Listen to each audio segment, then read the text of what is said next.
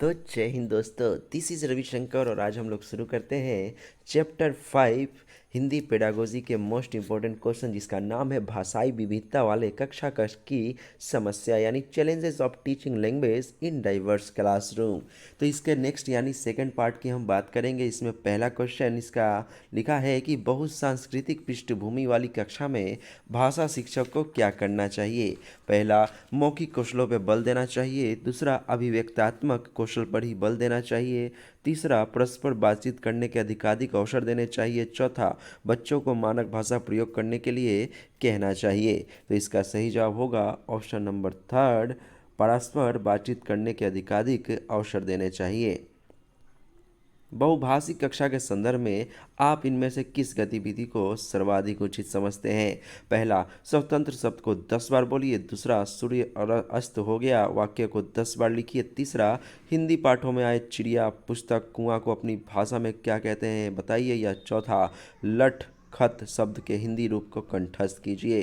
तो इसका सही जवाब होगा कि हिंदी पाठों में आए चिड़िया पुस्तक कुआं को अपनी भाषा में क्या कहते हैं बताइए। जब ये इस्तेमाल किया जाएगा तो बच्चों के अंदर सोचने समझने की शक्ति क्या होगी, बढ़ेगी।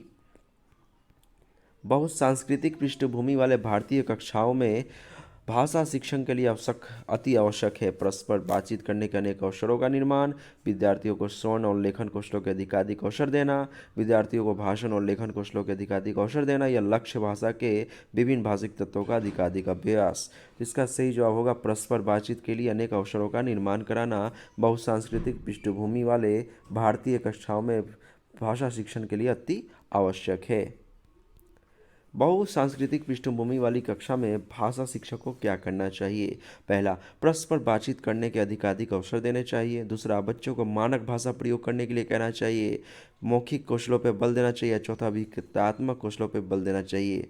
पहला स्टेटमेंट देखते हैं, परस्पर बातचीत करने का अधिकाधिक अवसर देना चाहिए, बिल्कुल सही है। दूसरा इसलिए सही नहीं होगा क्योंकि मानक भाषा में यानी कि उनको जो उनका लैंग्वेज है, अगर वो बिहार से है तो उसके भोजपुरी भाषा पे इस्तेमाल करें, नहीं, ये गलत है। भोजपुरी भाषा की बात नहीं करेंगे। अगर वो चंडीगढ़ या पंजाब से है तो पंजाबी भाषा की ही बात नहीं करेंगे, बल्कि जो भाषा का इस्तेमाल किताबों में होता है उन भाषा का इस्तेमाल किया जाएगा। मौखिक कौशलों पे बल, सिर्फ मौखिक कौशल पे बल नहीं दिया जाएगा। अभिव्यक्तात्मक कौशलों पे ही बल, जब पर ही हो जाता है ना तो वो एक तरह का नेगेटिव स्टेटमेंट होता है। लोकगीतों को भाषा की कक्षाओं में स्थान दिया जाना चाहिए क्योंकि लोकगीतों को बढ़ावा देना भाषा शिक्षण का मुख्य उद्देश्य है। लोकगीत गाए जा सकते हैं। केवल लोकगीत के माध्यम से पारंपरिक मूल्यों की शिक्षा दी जा सकती है। इससे बच्चे सांस्कृतिक विशेषताओं से परिचित होते हैं। तो मैं आपको बता दूं कि जब भी हम लोग लोकगीत की बात करते हैं तो लोकगीत के अंदर उन सारी चीज़ों के बारे में हम डिस्कस करते हैं जिसमें आने वाले क्षेत्रीय भाषा यानी कि हम कह सकते हैं कि जब भी लोकगीत गाए जा सकते हैं तो ये एक तरह का नेगेटिव स्टेटमेंट है। केवल केवल लोकगीतों के माध्यम से पारंपरिक, तो केवल एक तरह का नेगेटिव स्टेटमेंट होगा। लोकगीतों को बढ़ावा देना भाषा शिक्षण का मुख्य उद्देश्य, जी नहीं। लेखन की भाषा शिक्षण का मुख्य उद्देश्य सिर्फ लोकगीतों को बढ़ावा देना नहीं होता है, बल्कि भाषा का मुख्य उद्देश्य भाषा से रिलेटेड संप्रेषण की बात की जाती है और उसको बढ़ावा देने का उद्देश्य होता है। लेकिन इससे बच्चे संस्कृतिगत विशेषताओं से परिचित होते हैं, ये इसका क्या होगा, पॉजिटिव स्टेटमेंट होगा।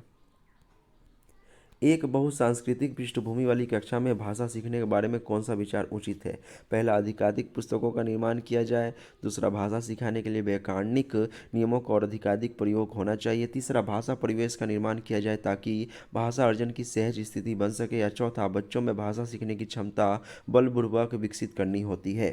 क्या है उसका सही जवाब होगा, तो इसका सही जवाब होगा ऑप्शन नंबर थर्ड कि भाषा परिवेश का निर्माण किया जाए ताकि भाषा अर्जन की सहज स्थिति बन सके। यहाँ परिवेश और सहज स्थिति पॉजिटिव स्टेटमेंट है। वही यहाँ पे इसकी स्टेटमेंट की बात करें तो अधिकाधिक पुस्तक, जो अधिकाधिक मतलब ज़्यादातर पुस्तक नेगेटिव हो गया। भाषा सीखने के लिए व्याकरणिक, तो सिर्फ व्याकरण के नियमों का नहीं पता होना चाहिए, बल्कि बच्चे के अंदर ऐसी चीज़ों का इस्तेमाल हो जिससे कि बच्चे का व्यवहार में भी परिवर्तन हो। बच्चों की भाषा सीखने की क्षमता बलपूर्वक, तो बलपूर्वक क्या है, नेगेटिव स्टेटमेंट। तो इसका सही जवाब होगा ऑप्शन नंबर थर्ड। राष्ट्रीय पाठ्यचर्या की रूपरेखा 2005 के अनुसार कौन सा कथन सही है। पहला, भाषा केवल भाषा की कक्षा तक सीमित होनी चाहिए। यहाँ जहाँ केवल आ गया ना गलत स्टेटमेंट, साफ साफ दिख रहा है। भाषा शिक्षण एक प्रकार से अन्य विषयों की कक्षाओं में भी मजबूत रहता है। तीसरा, बच्चे विद्यालय आकर ही भाषा से, तो बच्चे विद्यालय आकर ही, यहाँ पे एक नेगेटिव स्टेटमेंट हो गया। प्राथमिक स्तर पर भाषा सीखने सिखाने में केवल पढ़ने पर बल देना चाहिए, तो केवल भी एक यहाँ था नेगेटिव स्टेटमेंट। तो इसका सही जवाब होगा सेकेंड, भाषा शिक्षण एक प्रकार से अन्य विषयों की कक्षाओं में भी मौजूद रहता है। राष्ट्रीय पाठ्यचर्या की रूपरेखा, माफ कीजिएगा, ये हो गया 24 की, विद्यालय में एक से अधिक भाषाओं का शिक्षण जटिल समस्या उत्पन्न करता है। अनेक भाषाओं के शिक्षकों को रोजगार का बढ़ावा देता है। बहुभाषिकता और राष्ट्रीय सद्भाव का प्रसार करता है, व्यवहारिक नहीं है। तो मुझे लगता है कि जब विद्यालय में एक से अधिक भाषाओं का इस्तेमाल किया जाता है तो सबसे अच्छी चीज़ जो होती है उसमें अनेक भाषाओं के शिक्षकों को रोजगार का अवसर भी बढ़ा देता है। लेकिन यहाँ पे जब रोजगार की बात होती है तो रोजगार सिर्फ शिक्षकों के लिए नेगेटिव, यहाँ पे बात बच्चों की हो रही ना कि शिक्षकों की, तो ये नेगेटिव स्टेटमेंट होगा। जटिल समस्या बिल्कुल उत्पन्न नहीं करता, व्यवहारिक नहीं है, गलत है, व्यवहारिक होता है भाषा। तो इसमें इसका सही जवाब होगा बहुभाषिकता और राष्ट्रीय सद्भाव का प्रसार करता है। भाषा सीखने का अर्थ उस भाषा की डेस सीखना भी है, क्योंकि भाषा किसी भी का विभिन्न अभिन्न हिस्सा होता है। ऐतिहासिकता इतिहास, सांस्कृतिक संस्कृति, बारीकी व्याकरण या नियमबद्धता व्याकरण।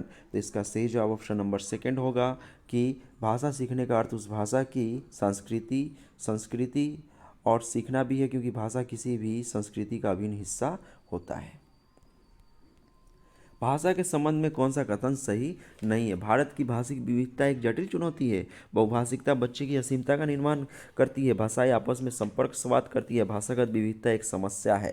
तो इसमें सही जवाब क्या होगा? तो इसका सही जवाब होगा ऑप्शन नंबर सेकेंड कि बहुभाषिकता बच्चे की असीमता का निर्माण करती है। जी नहीं, बहुभाषिकता बच्चे की असीमता का निर्माण नहीं करती है।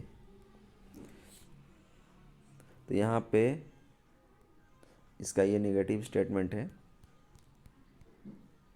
भाषा की कक्षा में ये जरूरी है कि भाषा की पाठ्य पुस्तक का विशेष ध्यान दिया जाए। बच्चे मानक भाषा में ही बातचीत करें। तीसरा, भाषिक पृष्ठभूमि के आधार पर किसी को पीछे ना छोड़ा जाए। चौथा, बच्चों को अधिक से अधिक परीक्षा ली जाए। तो यहाँ भाषा की कक्षा में क्या जरूरी है? भाषा की पाठ्य पुस्तक का विशेष बल, जी नहीं। तो मैं आपको बता दूँ इसका सही जवाब होगा भाषिक पृष्ठभूमि का तो किसी को पीछे ना छोड़ा जाए, ये सही जवाब होगा। भाषा की पाठ्यपुस्तक में हिंदीतर भाषा को भी जगह मिलनी चाहिए, इस कथन में समर्थन में कौन सा तर्क काम करेगा? इससे भाषाओं के बीच द्वंद्व नहीं होगा। इससे भाषागत विविधता को सही रूप में संबोधित किया जा सकता है। इसमें भारत का सभी भाषाओं का स्थान दिया जा सकता है या इसे त्रिभाषा सूत्र का पालन किया जा सकता है। तो इसका सही जवाब ऑप्शन नंबर फोर्थ होगा। इसमें त्रिभाषा सूत्र का पालन किया जा सकता है। किसमें? भाषा की पाठ्यपुस्तक में हिंदीतर भाषाओं को भी जगह मिलनी चाहिए। ये समर्थन कौन सा तर्क करता है? तो त्रिभाषा सूत्र करता है। उच्च प्राथमिक स्तर पर बहुभाषिक कक्षा में बच्चों की भाषाएं क्या होती है? एक संसाधन है, एक कठिन समस्या, एक पहेली, एक जटिल चुनौती है। तो ये एक संसाधन का काम करती है। बच्चे के स्कूल की भाषा और घर की पड़ोस की भाषा में डेस होनी चाहिए।